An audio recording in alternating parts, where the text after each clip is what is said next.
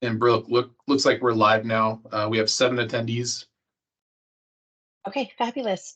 All right, so I want to say thank you for everyone who was able to join us this evening. My name is Brooke Green. I'm the Senior Transportation Planner on this project. For many of you who have been aware, we've been at this for, I would almost say, 2 years that we have been working diligently on this Taft Street project. So if you have participated previously, if you recall, we did come back at an early stage with some concepts, but we pressed pause and we went back to the drawing table. And so tonight, what I'm going to go ahead and do is walk us through the story map that many of you have seen online, in addition to that, answer any questions in which you may have. Something to note and some ground rules before we get started. You're welcome to provide any questions you'd like in the Q&A. My consultant here, Kristen, with Parametrics, will help us answer those. Towards the end, we'll open it up for some additional dialogue, and I have a couple questions in which to ask you, and I'll lead us through that conversation. With that being said, please be respectful for your neighbors who happen to be online as well, and I certainly look forward to having a robust conversation about Taft Street. So with that said, I'm going to go ahead and share this story map.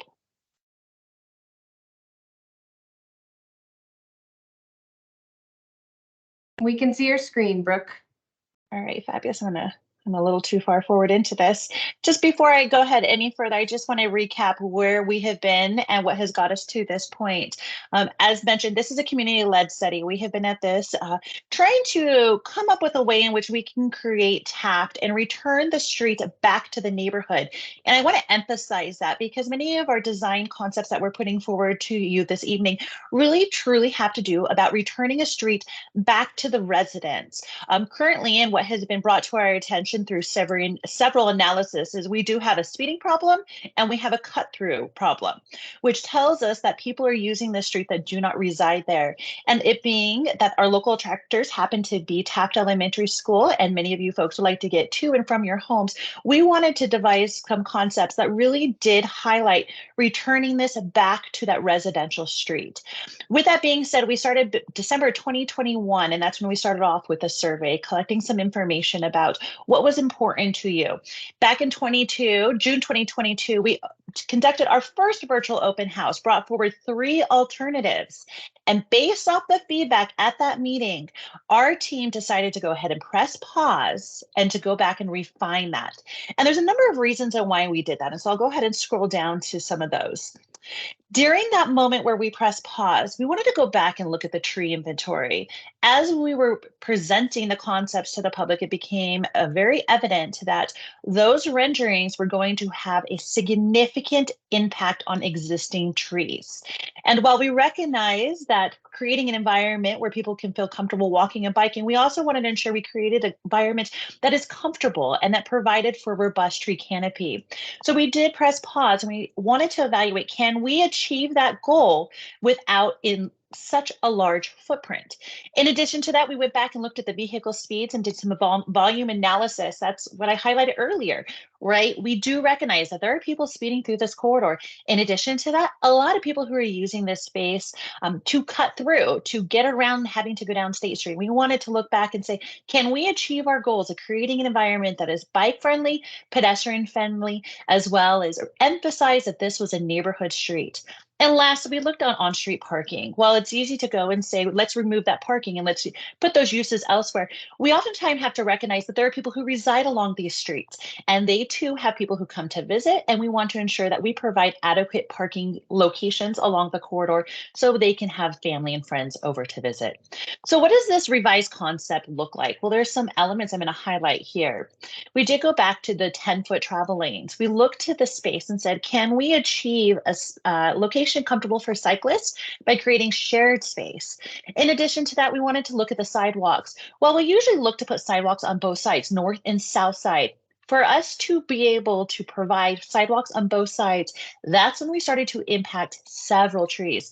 And to give you a general number, it was looking, if we wanted to achieve sidewalks on both sides of the corridor, 41 trees were going to be impacted. So we went ahead and said, well, can we still achieve an environment that's incredibly comfortable by putting sidewalks on one side? And that's why we went back to look at that actually detached sidewalks. And not only that, but in that buffer space, can we put some vertical elements? And the city of Boise graciously agreed that they will maintain that space. And so in addition to that, We went back and looked at on-street parking. We went and added some bulb outs. And for those who may not necessarily be aware, bulb outs are what we consider friction. It's an opportunity to create some friction along the corridor to slow vehicles down. In addition to that, we look to raise crosswalks. And I want to highlight this, especially with the increasing number of large vehicles that are in our community, big trucks. It became really important, especially with kids who are trying to navigate to the local street there, to be able to raise them up into the view shed. And so raised crosswalks provide two things. It lifts people up a little bit further so that they could be seen by larger vehicles. In addition to that, it creates a a traffic calming along the corridor. And lastly, we did some raised intersections at Sycamore and Taft. The same type of concept is, can we create a little bit of friction coming into that space? We recognize that there's a lot of speeding that has occurred there in the past, and a raised intersection really creates that friction, slowing people down. And lastly, we wanted to emphasize that, we expect cyclists to come to this space. And so we created bicycle slip lanes at Taft and 36. Essentially, it's prioritizing cyclists coming around that corner as they traverse down onto Taft.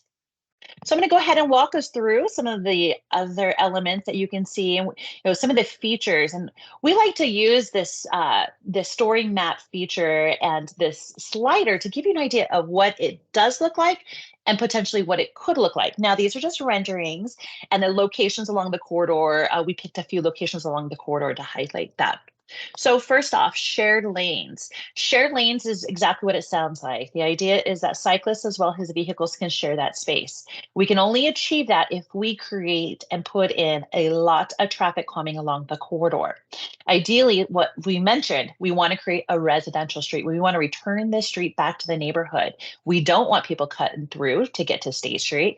We don't want people utilizing this to get to Sycamore. We want people to use this to get to and from their homes and to the school. So what you have here is the existing conditions, and this is actually at 36 and Taft Street. This is what it looks like today. Let me move my colleague out of the way here.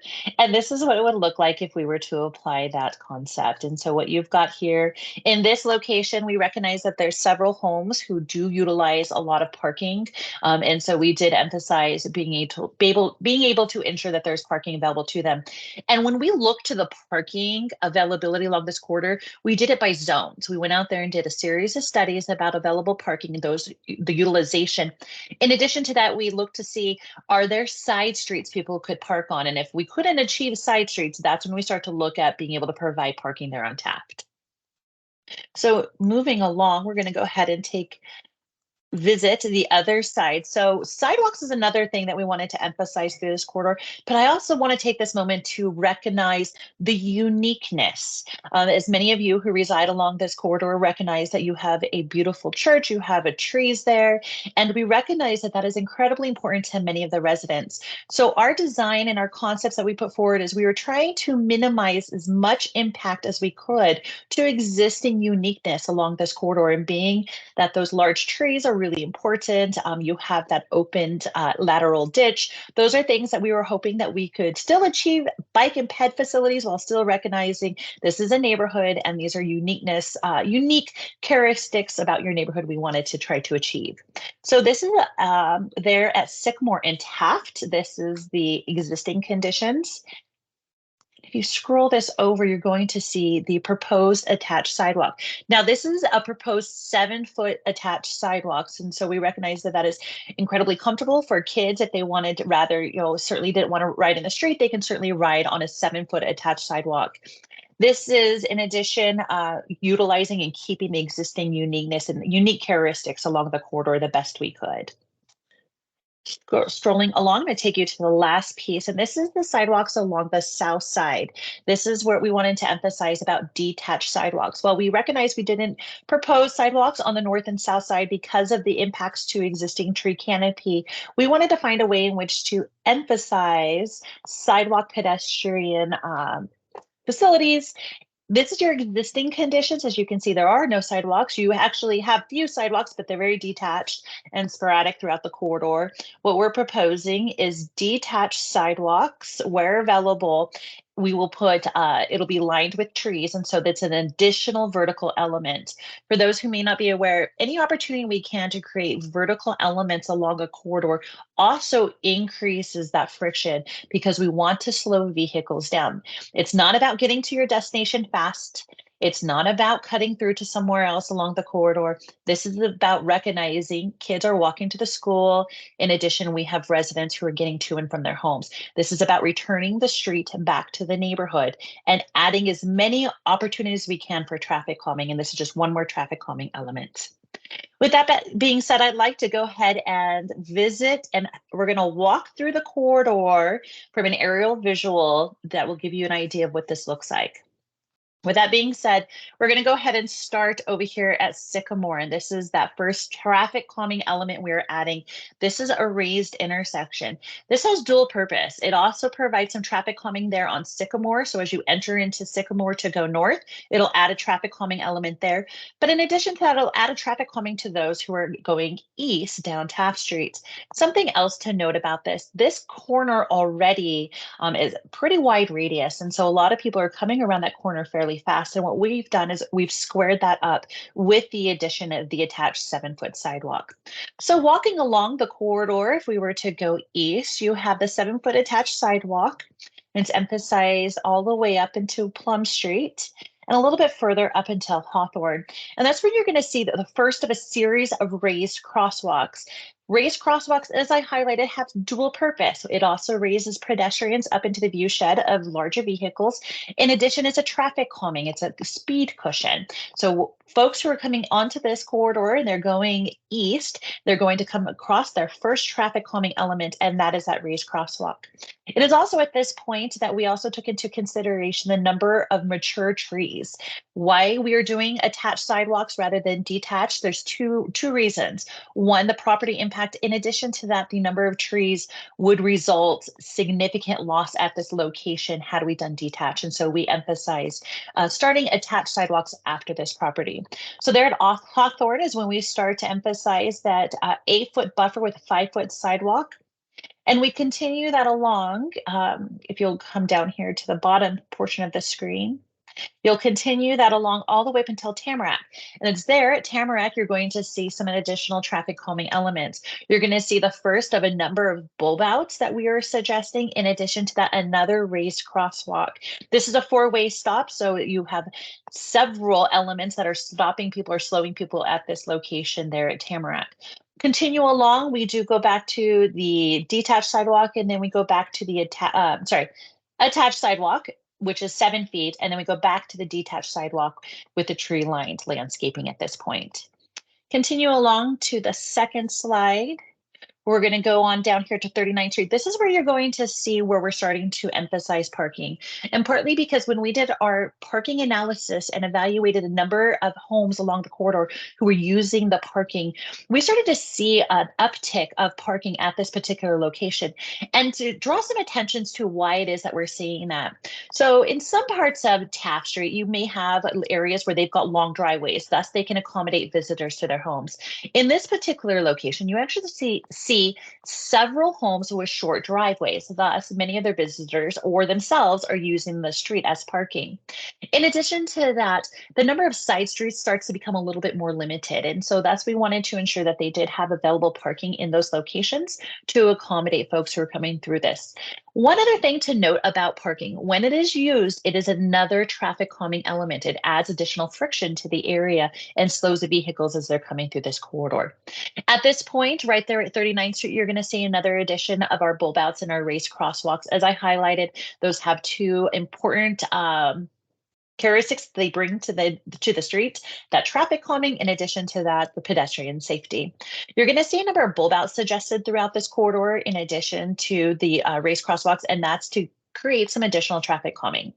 Continue on here down to Woody, and you're going to see the last of our bulb outs and our raised crosswalks. And certainly the last segment of the street itself is there at Taft and 36th Street. And that's where you're going to see that protected bike slip lanes. Those protected bike slip lanes will help facilitate cyclists who are coming either from north, they're coming south down 36 and they'd like to turn on to Taft. They'll have their own designated space in which to do so. And then you're going to have that location which they can merge into the and take the actual travel lane and right there onto the Sharrows. So this concludes the concept alternatives and walking through the neighborhood itself. Let's return back to the story map and just so I can emphasize and finish up the presentation itself. So continuing on, I just want to highlight some of the features that we talked about. You saw the bulb outs located throughout there. And our story map does a phenomenal job in emphasizing why they're important. But again, it's always about creating that traffic calming. Essentially with Taft, this concept is the perfect example of a retrofitting a road to be able to emphasize bikes and peds over vehicles and essentially returning back to that notion, returning the street back to that neighborhood.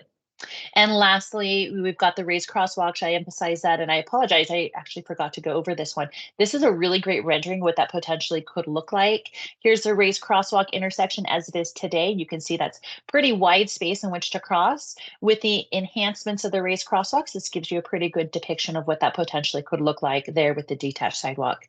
And lastly, I think we had one more piece that I forgot to go through, and that's our raised intersection. As I walked you through the corridor itself, we were emphasizing that while we're looking to Taft to provide some traffic calming elements, we also wanted to acknowledge, well, Sycamore itself, we've received lots of comments about folks on Sycamore at this location who feel that a lot of folks are speeding through this space. This is a dual purpose. It not only provides traffic calming for Taft, but it does it for Sycamore as well. So here's what the intersection looks like today. And once we scroll it across, that's what the emphasis of what that raised intersection potentially could look like once we're done. And lastly, we'll continue along the bicycle slip lane. These are another kind of element that we added. This is that intersection there at 36th Street. This is currently what it looks like. And with the emphasis of the cyclists being able to traverse onto this street, this is what it looks like once it's applied. Again, it's creating that designated space in which cyclists can navigate either from existing conditions, which is bike lanes on 36, onto Sherrod space there on Taft, or vice versa, coming off of Taft and onto 36th Street. And then lastly, we want to invite you to not only participate in today's survey, but to also encourage your neighbors and your friends to log online. This is an opportunity to provide some feedback. To give you an idea, we will be going back before the commission here in the next spring, where we will be presenting the findings. Now, this has been quite a project starting in December 2021 to where we are at today, and potentially to adoption this coming spring in 2024. It's been your feedback that has helped us emphasize and revisit this project. It also was your feedback that helped us go back as a team and evaluate, is there another approach in which we can take to ensure that we can provide for bikes, pets, as well as vehicles traversing through this area? And what can we do to return this street back to the neighborhood and turn it into the residential street that it should be? With that being said, I think we have a series of polling questions we'd like to ask the participants. Kristen, if we could go ahead and get those teed up. You bet. They should pop onto our screen, I believe, Brent. There they are. All right, Brooke, can you see that one? I'm going to stop sharing my screen. There we go. Mm-hmm. So what we'd like for you is tell us your thoughts. Do you like the revised concept design alternative? Yes or no? Strongly agree, strongly dislike?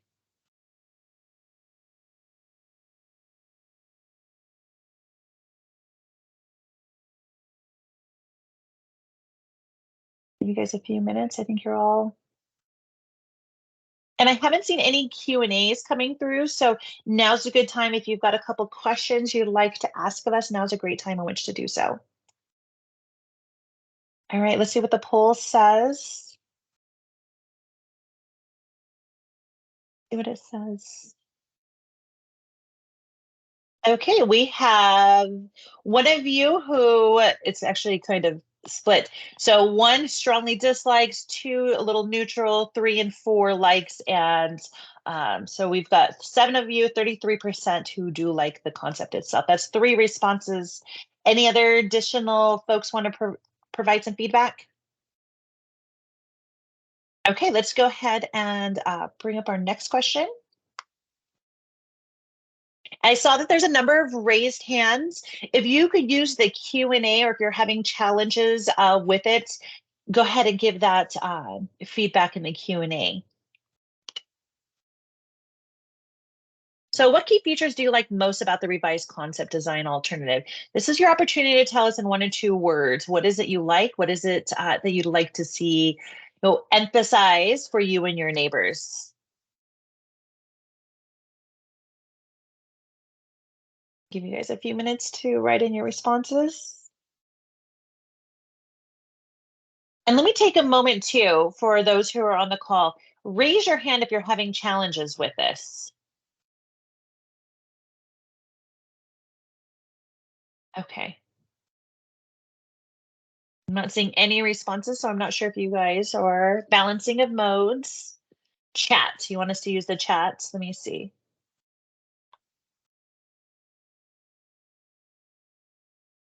And Brooke, we do have the ability to allow participants to unmute themselves.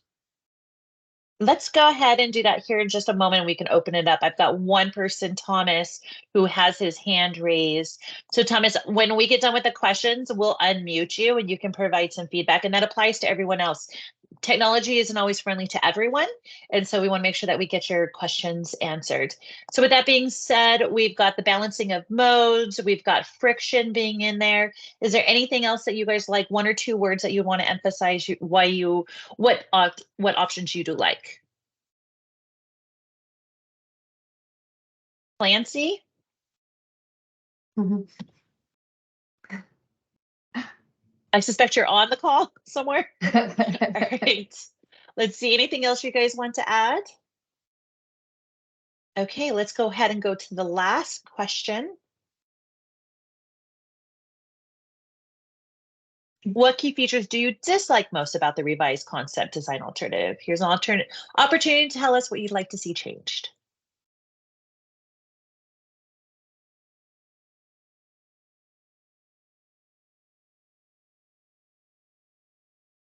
Okay, give you guys a moment.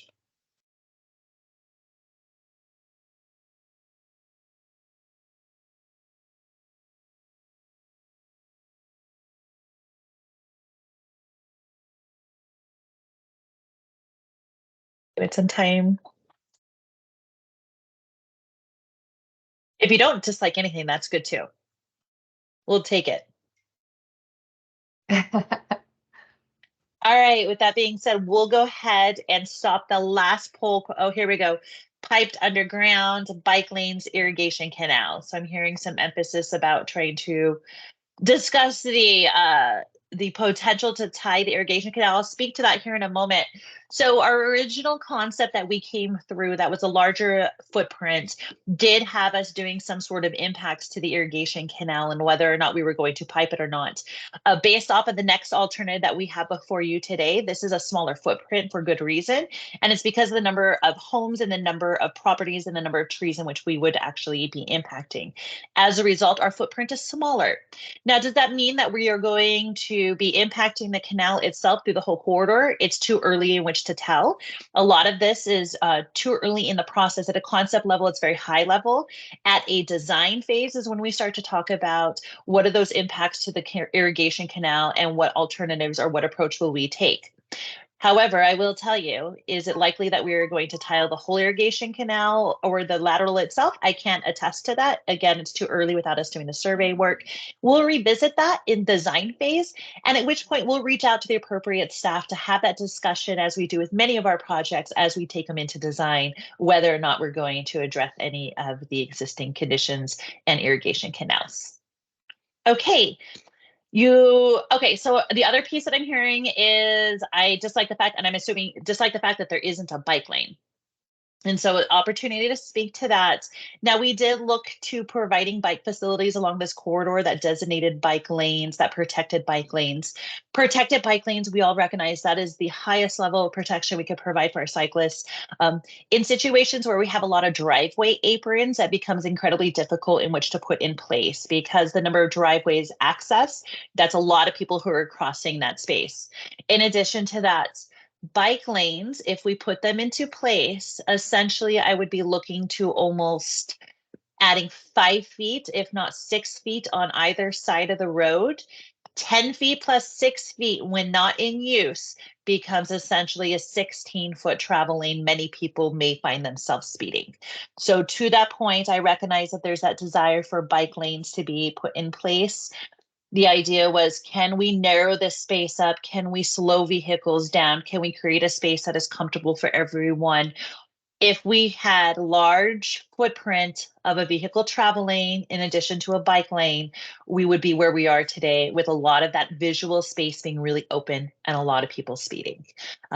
So while I recognize that this is a desire, we did look at that. But in addition to that, we recognize we wouldn't be achieving the level of traffic calming that we could if we really did take everything in our toolbox and throw it at this street.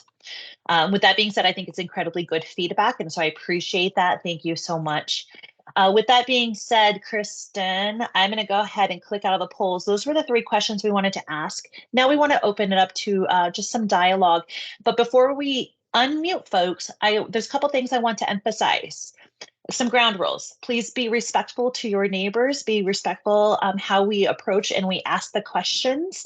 In addition to that, if you disagree with someone, please do not vocalize that out loud. It's certainly okay for us to have different opinions, but it's also really important for us to recognize we need a space that's comfortable for everybody to provide their feedback, and I'll do the best I can to answer any questions. If I'm unable to answer the question tonight, I will circle back with you and we can revisit this again.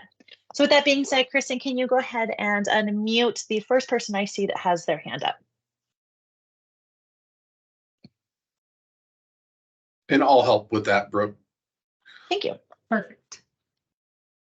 And Denny? Yeah, that's what I see too. Yes, this is Denny, corner Tamarack and Taft. Sorry, so much background noise. I couldn't access the poll, but I do like to say I really like the concept you've come up with. I like the calming traffic concepts you've provided. I like keeping the sidewalk on the one side to minimize the tree removals. And I think you're doing a good job. Keep it up. Thank you. Thank you. We're really excited to hear that. This has been a project of many iterations, but it's also been a project where we recognize, while ACHD may have a standard approach or approach we've done in the past, it's important that we look at the context sensitive location of each one of our projects. And this is that opportunity for us to reevaluate how do we approach and create a space for everyone while thinking a little outside the box to achieve that goal. I think we have another hand up. Thomas? Yep, Thomas, go ahead. Hey guys, thanks. I wasn't able to answer the polls. My computer's giving me troubles, but I appreciate your time. Sure thing. I just wanted to say I liked the alternatives 1 and 2 that you all presented to us earlier, and that's fine. I understand things change. For the timeline of this, this has been in work. I know you've cited 4 years, but in the Sycamore plan, we've been talking about this since 1998. So it's kind of been 26 years. We've kind of been waiting for some infrastructure improvements here. I haven't lived here that whole time, but that's kind of in the documents. So with the infrastructure improvements, just Sharrows seem like a very minimalist thing to do. It doesn't really protect bikes much, and then they kind of, in my opinion, the confused roadway sections where we have like 5-foot sidewalks, 7-foot sidewalks, the buffer, sometimes parking, sometimes it's kind of there's a lot of stuff going on there, and I don't know if the Sharrows are an appropriate spot for this.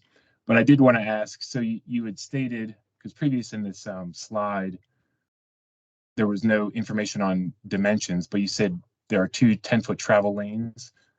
And then what is the parking lane?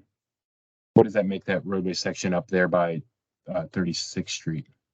So Kristen, off the top of my head, and Thomas, to your question, and thank you for your feedback. I do recognize, and just a couple questions before we jump in there. I do recognize that, yes, when we originally had the plan, it was more of a robust bike ped multi-use facility. And then we had to go back and revisit when it became apparent what those impacts would be. To your point, yes, Sharrows is not comfortable for everyone, and hence why I wanted to go back and evaluate the sidewalks. We're going to take that feedback too. We're going to go back to the team and talk about some of those widths of those sidewalks where we can. For the areas in which we have 10-foot travel lanes, so in between buffer space, there is still 10-foot travel lanes. So anytime that you've got, say, a bulb out, there will be 10-foot travel lanes. Where there is parking, it's approximately an additional 6 feet of parking.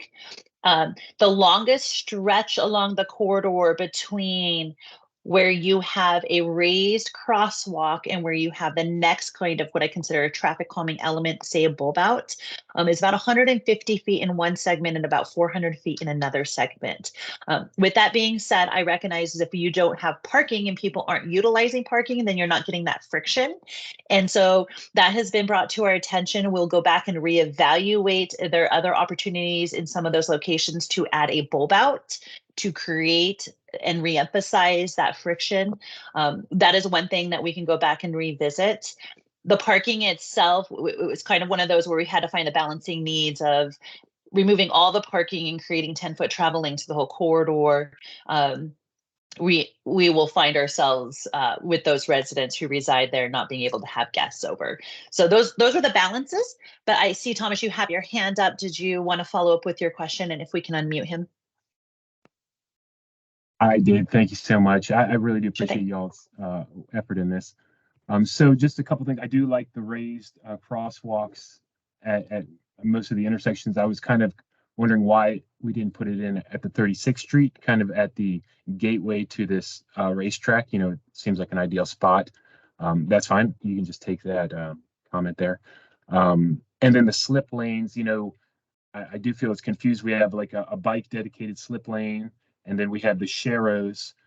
But for bicyclists, because the majority of them go east to west on Taft Street, so the bikes have to enter the traffic lane, but the slip lane is kind of confusing in my head of how that works.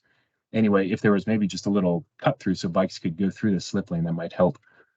Just another comment there.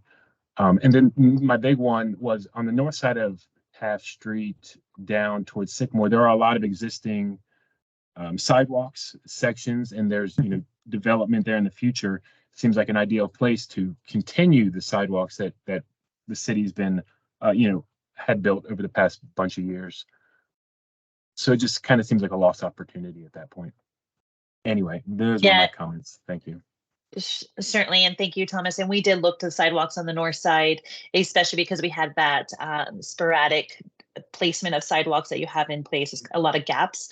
But to achieve that, we started to run into the fact we'd lose 41 trees. And that's when we had to kind of press pause and look and say, can we create an environment that makes it incredibly comfortable for people to cross Taft to get to a space that is really robust, really more comfortable, really does achieve that level of service. And to speak to that really quick, to your points about the slip lanes, so I think those are really good suggestions. As back as a team, we'll go back and revisit that. We oftentimes look to these new innovative approaches, the slip lane being one of them. It's not necessarily something that we have in many of our treatment options throughout the community. And so as we try these new approaches to create more enhanced spaces for bikes, your feedback is incredibly important. Do we have any more questions? And Thomas, if you have any other questions you want to follow up with, you can certainly just send me an email or give me a call. I'd be happy to chat with you. But we recognize, yes, we could have had sidewalks on both sides, but there's that moment where we had to look at the context of their environment and say, can we retrofit a street to achieve our goals a little outside the box that we normally do? And we think that this is a really good approach to do and create an environment that keeps those tree canopies, those mature tree canopies, which is incredibly important, while at the same time adding some pet facilities. With that, any more questions? Anybody else who want to raise their hands? Don't be shy. Okay. Nothing. Okay, so a couple things just to kind of wrap up. This is the last of the PIMs in which we're going to have for this project. And so what you see tonight may not necessarily be in its entirety what we take to the commission based off of the comments that we received through the survey process. In addition to that, the comments that we received this evening. As a team, we will go back and revisit this. We will have our team working through this next iteration and the final iteration through this kind of late winter. So January, February, and March, they'll take a look at this. We will be taking this to the commission for consideration for adoption in spring. And so with that being said, there will be another opportunity where we will take the final renderings and we'll take all of that back out to the public. It'll be a 14-day public comment period where you too, again, could provide your feedback. When we take this to the commission, there will be two types of hearings. It'll be a hearing to introduce it, and then a week later will be a hearing for them consider adoption. You are welcome to participate in that hearing itself. I encourage you to show up, give your testimony in for it or against it. It's certainly welcomed. In addition to that, I always emphasize if you reside on the street, it's incredibly important for you too to also show up at that time and provide your feedback. While we recognize we create environments for everybody who's using that space, we also want to emphasize and recognize that there are people who reside there, and it's important for you to have your voices heard as well. So I always encourage you to show up at that hearing, provide some feedback. If you'd like to get in touch with me, if you want to provide some additional feedback, my contact information is located there on the survey website. I'll give it to you here again. It's bgreen@achdIdaho.org. You're certainly welcome to send me an email and I'll get back to you, or you could just give me a call. With that being said, I want to say thank you to the team, Kristen and her team, Parametrics, who's been at the table from the get-go on this, our partners at the City of Boise, who has also participated, our partners at the school district. In addition to that, all of our committees, our advisory committees, who have also participated in providing feedback in this. It has been a long couple of years as we've kind of gone down this. And so everybody has done a phenomenal job participating and helping us create an environment. But I really want to emphasize, this is about creating a street that is about giving it back to the neighborhood. This is not a street for people to cut through. This is not a street for people to speed.